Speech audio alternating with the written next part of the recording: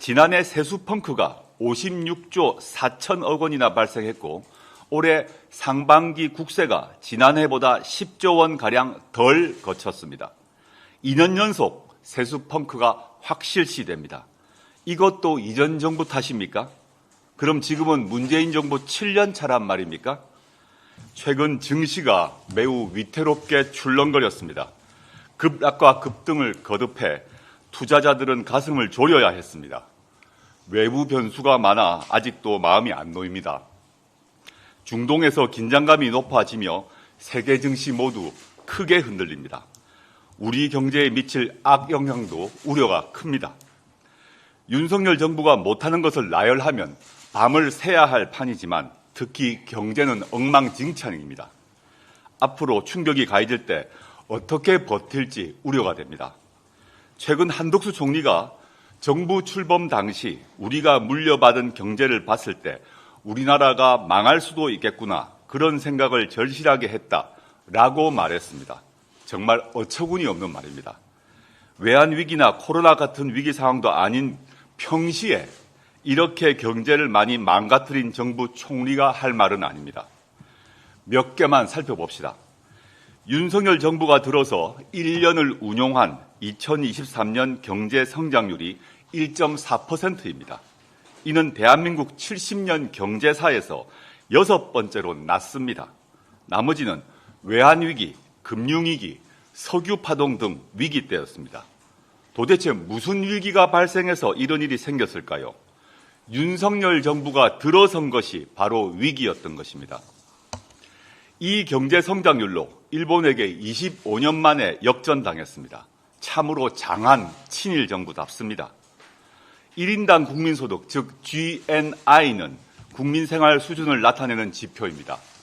2021년 35,523달러였는데 윤석열 정부 1년 차인 지난해 3월 33,745달러가 됩니다. 1,778달러가 줄었습니다. 그런데 6월에 한국은행은 36,194달러라고 고쳐 발표했습니다. 기준 연도를 2015년에서 2020년으로 개편해서라고 합니다. 이전 정부에서 이렇게 했으면 통계 조작이라면서 감사원 감사와 검찰 수사가 들어갔을 겁니다. 국민이 가장 피부로 체감하는 생활 물가 상승률만 봐도 그렇습니다. 문재인 정부 1년 때 월 평균 1.9% 상승했습니다. 윤석열 정부 1년 때 5.8%로 폭등했습니다. 자고 나면 물가가 오른다는 말이 괜히 생긴 것이 아닙니다.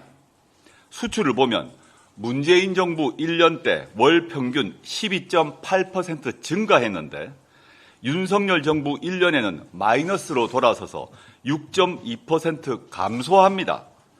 무역 수지도 문재인 정부 1년 차에 105조 원 흑자였던 게 윤석열 정부 1년 차에는 80조 원 적자가 됩니다. 올해 상반기에는 다행히 무역 수지가 개선되었는데 반도체에 기대는 상황이라 불안한 것은 마찬가지입니다. 재정을 잘 관리하겠다며 큰 소리 치더니 적자 투성입니다. 총 수입에서 총 지출을 뺀 통합 재정 수지에 국민연금 등 4대 보장성 기금의 흑자 수지를 뺀 것이 바로 관리 재정 수지입니다. 이게 정부의 실질적 재정 상태입니다.